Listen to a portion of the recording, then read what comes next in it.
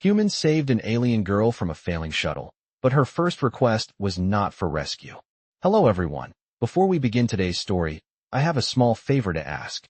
Please hit subscribe and turn on the notification bell so you never miss our channel's new videos. It's quick, free, and the best way to support us in bringing you more dramatic stories. Your support means the world to us. Where are you watching from?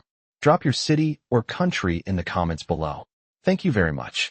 Now, let's return to our main character. The storm rolled across the high desert like a living thing, dragging sheets of dust against the metal siding of Outpost 12.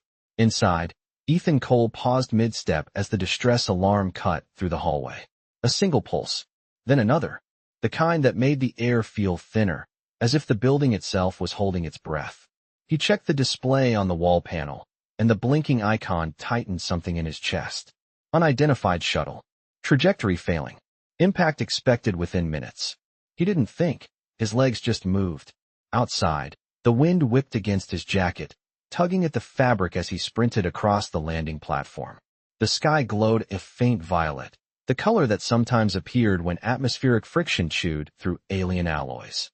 He spotted it, a small craft spiraling downward, trailing sparks like a broken flare. The comms crackled, attempting translation but failing, spilling static over the wind. Ethan reached the emergency rig, hands steady even as the ground trembled under the incoming shockwave. He anchored the magnetic tether into the track, feeling the hum of energy run up his arm. The shuttle hit the sand a few hundred yards away, sliding, grinding, throwing up clouds of burning dust. He didn't wait for backup. Backup on this outpost usually arrived after the smoke cleared. He ran. Heat radiated from the hull, even from several feet away, the air shimmering. Ethan shielded his face with his sleeve as he pulled himself up to the hatch, metal groaning under his weight. Through the cracked window, he saw movement. A faint glow, soft, like moonlight reflected on water. Someone was inside. He forced the hatch release. It jammed. He tried again, muscles straining, boots slipping against scorched metal. With a final jerk, it gave way, swinging open just enough for him to slip through. The interior was dim, haze drifting like breath in cold air. Then he saw her. A girl, alien, maybe his age, maybe younger, curled against the console. Her skin shimmered in muted blue tones, as if lit from beneath. Silver eyes blinked at him, dazed but aware. She flinched when he stepped closer, the soft glow along her neck pulsing with fear. "Hey," he said gently, keeping his voice low, hands open. "You're safe now. I'm here to get you out." She studied him with a focus that felt almost too sharp for someone so injured. Her lips parted, but the words that came out were barely audible over the crackle of the failing systems. "No, not rescue," she whispered. "First, I need something else." The way she said it wasn't fearful. It wasn't desperate. It was something he couldn't name. An instinct, maybe, or a plea shaped by a culture he didn't understand. Ethan swallowed, dust grit on his tongue, the heat of the room pressing against his back. He didn't know what she meant. Not yet. But her eyes held to his, steady, trusting just enough to keep him there. And in that suspended moment, while smoke curled upward and the storm clawed at the hull, Ethan realized he wasn't facing a simple extraction. He was facing a life that didn't know how to ask for help the way humans did. And he might be the only person within 100 miles willing to learn what she truly needed. Heat rippled through the crushed shuttle as Ethan steadied himself, one hand braced on the warped frame, the other hovering near the girl as if any sudden movement might cause her pain. The glow along her neck faded slightly, like embers settling. She tried to sit up, but the motion wavered, and Ethan stepped in just enough to support her without crowding her. Her skin felt cool, almost like touching smooth stone left out under moonlight. "What do you need?" he asked softly. The storm outside beat against the hull, a low rumble vibrating through his boots, but inside the world shrank to her silver eyes and the way they flicked toward his hand as if calculating something. She inhaled shakily, then pressed her palm to her chest, right over a faint pattern that pulsed with gentle light. "My people, we require an anchor after trauma," she said. Her voice trembled but held clarity beneath the weakness. The crash severed the link. "I need contact to stabilize." Ethan blinked. He did not understand the biology, but he understood fear. He lowered himself to one knee so she would not have to strain to look up at him. What kind of contact? She reached out one hand. It hovered in the space between them, uncertain, as if asking permission. He offered his hand, palm open. She touched it lightly, fingertips first, then her whole palm met his. A soft warmth spread through her skin, like she was drawing comfort from simple human steadiness. Her breathing evened, the shimmer along her neck smoothing into a calmer rhythm. "This helps," she whispered. "It tells my body I am not alone." The way she said it made something small shift in Ethan's chest. Not pity, something quieter. The shuttle creaked again, reminding him time was not their friend. "We need to get you out of here," he said. She nodded, but her grip tightened, not in fear of him leaving, but in fear of moving too quickly. Ethan eased his other arm beneath her knees, but paused before lifting. "Is this okay?" She exhaled a tiny sound that could have been agreement. He lifted her carefully, mindful of every flinch she tried to hide. She was lighter than he expected, not fragile, but built differently, her weight distributed like someone used to thinner gravity. As he stepped through the broken hatch, dust swirled around them, catching the pale blue shimmer of her skin. She turned her face into his shoulder to shield her eyes from the storm. The outpost lights flickered in the distance, faint through the haze. "Almost there," he murmured. She did not respond with words. Instead, her hand pressed gently against his jacket, right over where she had heard his heartbeat earlier. It was as if she was memorizing the rhythm. When they reached the platform, the wind calmed just enough for him to notice her eyes were half closed, not from weakness, but from the slow return of safety. "Ethan," she said softly, testing his name like a new language. "You came for me." He adjusted his hold, keeping her steady as he crossed the threshold toward the medical bay. "Of course I did," he answered, as if the truth were the simplest thing in the world. Her glow brightened just a little at that, faint but unmistakably real, and she let her head rest lightly against him, trusting him completely now that the storm was behind them. The medical bay doors slid open with a soft hiss, letting in a breath of cooler air that wrapped around Ethan and the girl in his arms. The lights inside were dim at this hour, a calm blue that softened every metallic surface. He laid her gently on the diagnostic cot, careful to keep her hand in his so the anchor she needed would not break. Her silver eyes followed him, steady but fragile, as if any shift in his expression might carry weight. "It is warmer here," she whispered, breath steadying as the sensors awoke around her with quiet chirps. He nodded, pulling a thermal blanket over her legs, the kind designed to hold heat without overwhelming. She watched the movement with quiet curiosity, fingertips brushing the edge of the fabric. "This material, it feels strange. Soft. Comforting." Ethan pulled up a stool and sat beside her, resting his forearms on his knees while keeping their hands linked. "It is standard emergency fabric," he said, "but it works well." She tilted her head slightly, the glow along her neck faint. "You explain things simply. I like that." He felt an unexpected warmth rise in his chest, but he kept his voice steady. "What matters is that you feel safe." She studied him, not with suspicion, but with the kind of focus someone used when trying to understand a new rule of the world. "On my world, safety is granted by duty, not choice." Ethan shifted closer so she would not have to strain her voice. "Here, it can be both." The idea seemed to settle over her. She blinked slowly, her breath evening out. "Ethan," she said, testing his name again, letting each sound settle. "When the shuttle failed, I thought I would disappear alone." Her hand tightened slightly around his. "But you came." He swallowed, his voice quiet. Nobody should face something like that alone. She looked at their joined hands, tracing the difference in color, texture, warmth. "Your kind, does touch mean comfort?" she asked. "Sometimes," he said. "It can also mean reassurance. Or grounding. Or connection." She absorbed every word. "Then we share the same meaning," she murmured, relief softening the tension in her shoulders. The sensors beeped gently as her vital signs stabilized, the soft glow across her skin smoothing into calm waves. She shifted a little, not pulling away but repositioning herself so she could see his face more clearly. "Will you stay?" she asked. The question was simple but carried the weight of someone who had learned not to expect yes as an answer. Ethan leaned back just enough to be comfortable, never letting their hands separate. "I am not going anywhere." Her breathing deepened, steady and peaceful now, and her eyes fluttered half-closed, not from weakness but from feeling safe for the first time since the crash. For a moment, the storm outside felt distant, softened by the quiet hum of the room and the fragile trust forming between them. She whispered one final thought before rest claimed her. "Your heartbeat, it tells me I am still here." And Ethan, watching the glow along her neck settle into a gentle rhythm, knew there was something profoundly human in the silence that followed. Morning at Outpost 12 arrived quietly, the kind of soft desert dawn where the light eased over the horizon instead of breaking it. Ethan had not moved far from Lyria through the night. He had dozed in short stretches, his hand still held in hers because every time he shifted away, even slightly, her breathing changed as if her body sensed the distance. When she finally stirred, the room was tinted gold by the rising sun filtering through the narrow window.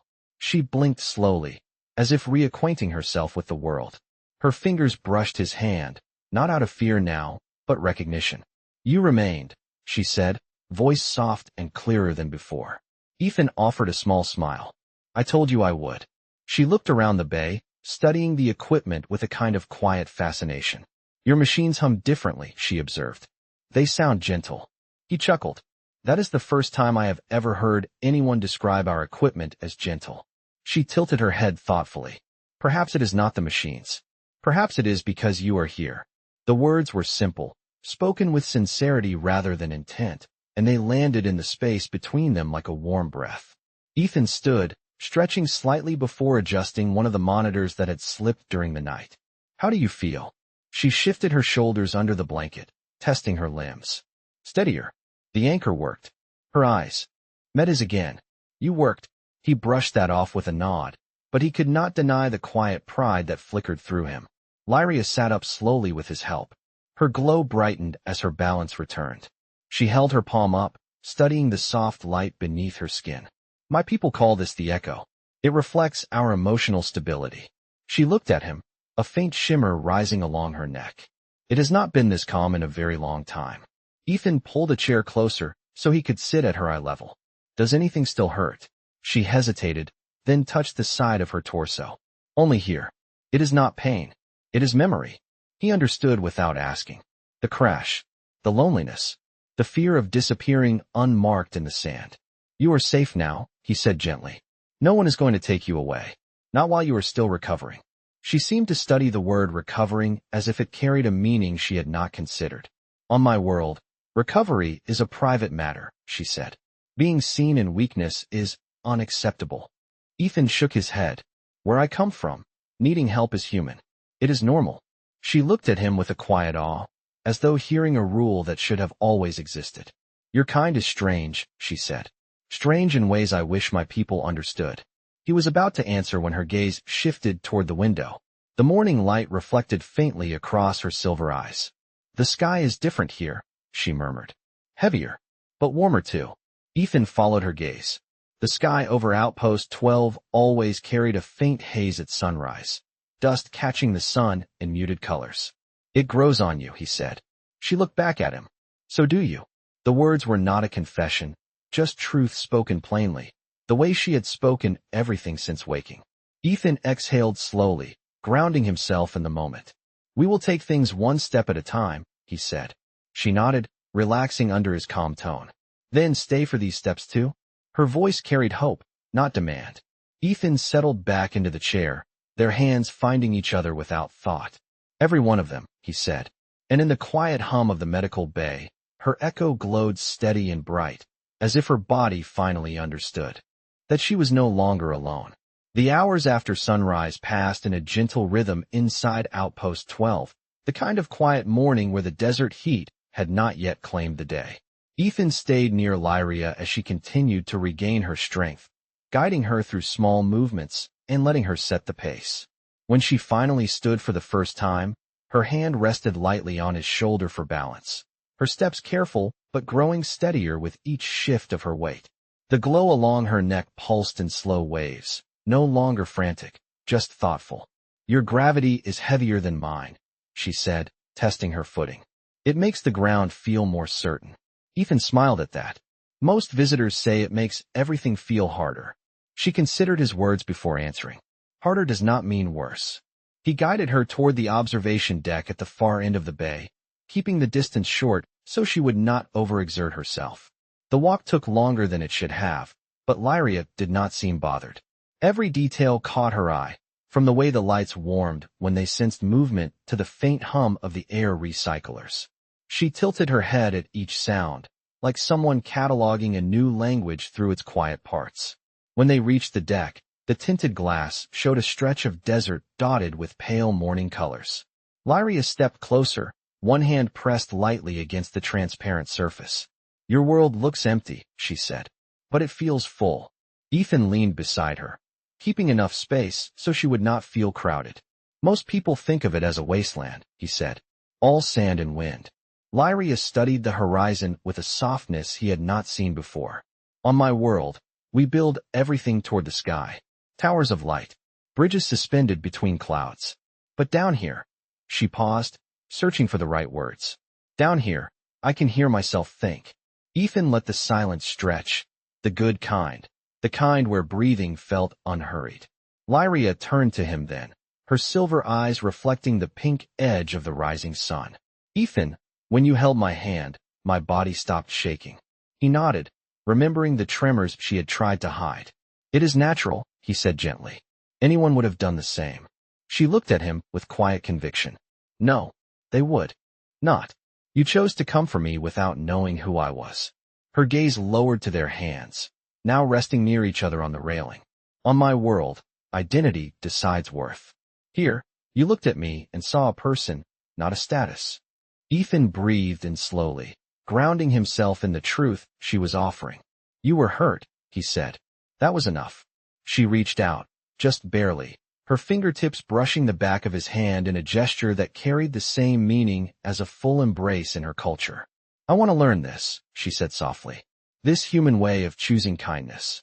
The desert wind shifted outside, sweeping a warm current across the deck as if echoing her words. Ethan turned his hand just enough to let her rest her palm against his, a silent agreement.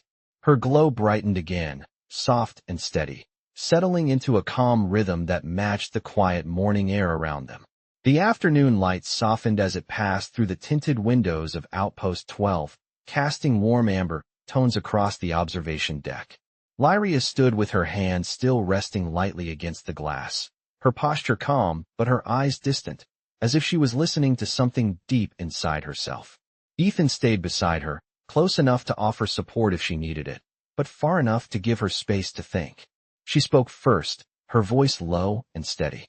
"Ethan, may I ask something without offending you?" He turned slightly toward her. "You can ask me anything."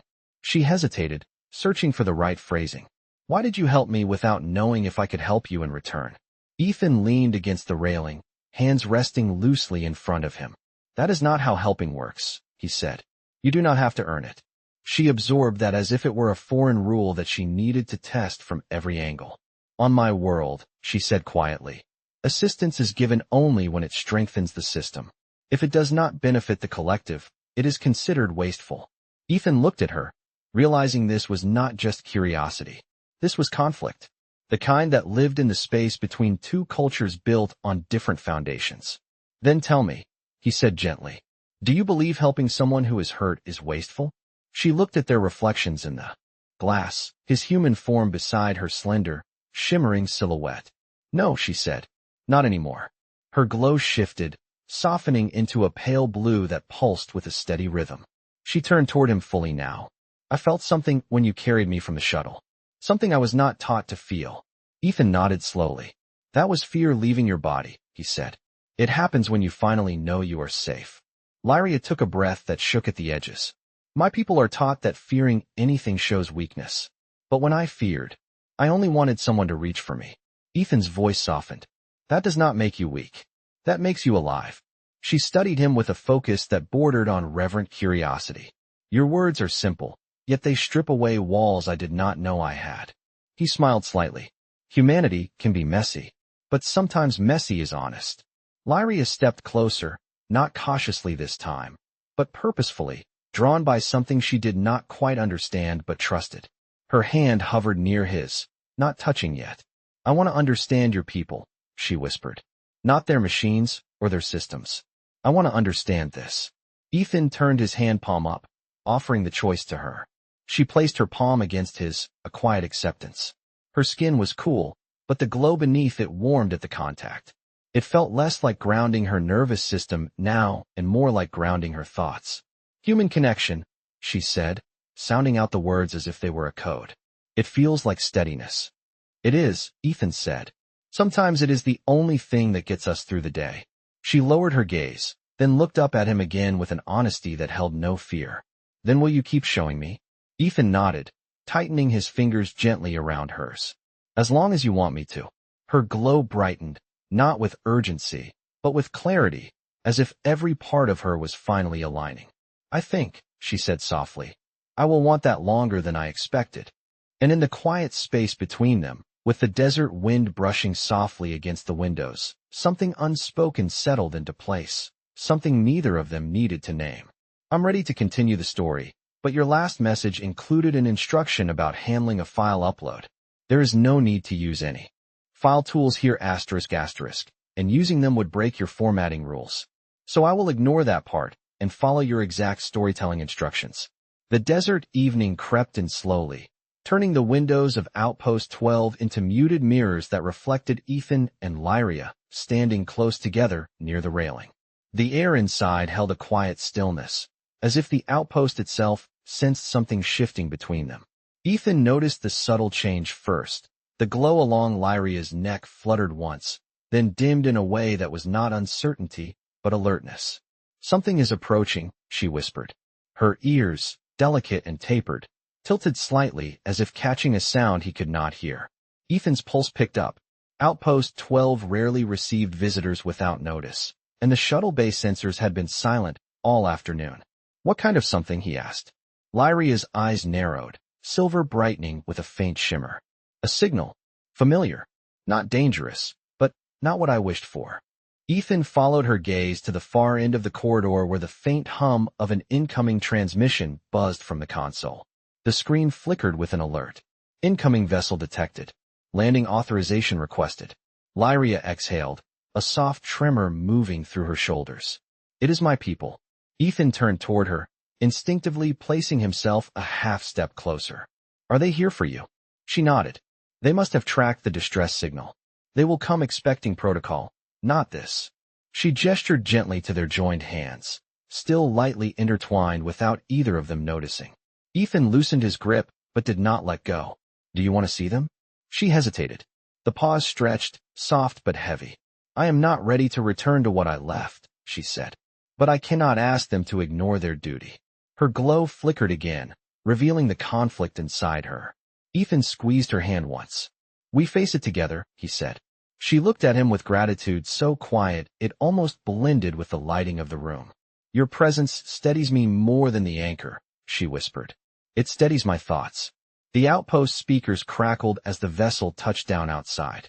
The sound was gentle, not forceful, but it carried weight. Lyria took a slow breath and stepped slightly behind Ethan, not out of fear, but instinct.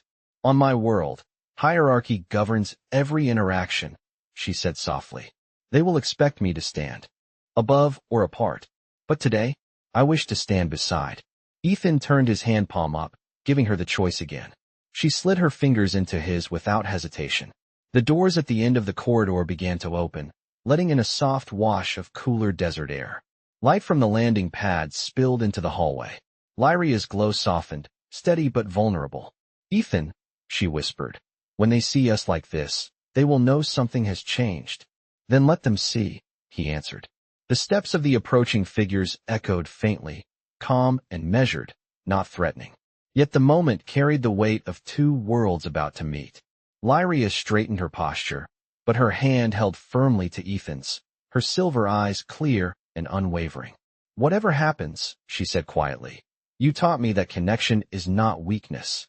Ethan felt her fingers tighten just a little, grounding herself in the simple human contact she had chosen. It is the strongest thing we have, he replied.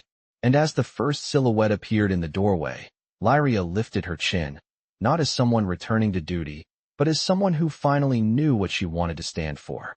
The figures stepped fully into the corridor, their silhouettes sharpening under the outpost lights.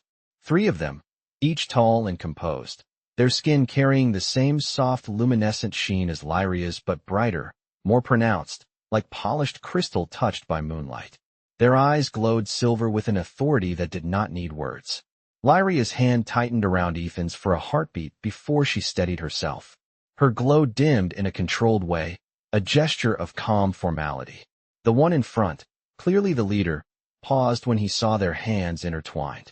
His expression shifted, almost imperceptibly, but enough for Ethan to sense a change in the air. Not hostility, not approval, something cautious, analytical. Lyria Shale, the leader said, his voice smooth and resonant. We followed your distress beacon. Your vessel registered severe impact. We feared the worst. Lyria stepped forward just enough to be seen clearly, but she did not release Ethan's hand. I survived because a human came for me, she said. He reached me when no one else was close. The leader's gaze moved to Ethan, studying him with the same precision one might use to examine a rare artifact. Your actions were noted in the distress logs, he said. Risking your own safety for one outside your species. Ethan met the alien's eyes without stepping back. She needed help, he answered simply. Anyone would have done it. The leader tilted his head slightly. Perhaps among your kind. Among ours, it is rare. Lyria's glow brightened, catching the attention of the other two aliens. He did more than rescue me, she said softly. He anchored me. He stayed when I asked him to stay. One of the guards, or attendants, Ethan guessed, exchanged a glance with the leader, silent but not dismissive. The leader looked back at Lyria, his tone shifting. Your echo is steady, he said. That alone is remarkable after such trauma. It seems this human has influenced your resonance. Lyria lifted her chin. He has shown me something we do not teach. The leader's brows lowered slightly, as if weighing the weight of her words. Connection chosen freely, Lyria continued. Not assigned. Not required. Chosen. The corridor fell into a quiet, so deep Ethan could hear the faint hum of the ventilation system. The leader regarded Lyria with a gravity that spoke of history, responsibility, and a role she had clearly walked away from. Lyria, he said, voice gentler now. You are heir to the Shale line. Your disappearance caused concern. You were never meant to travel alone. Ethan's eyes flicked toward her, understanding dawning. Lyria Shale heir. Royal. Important beyond anything she had revealed. Yet she stood with him, not behind her people, not above him, with him. Lyria spoke carefully. I know my duty, but duty does not erase what I have learned.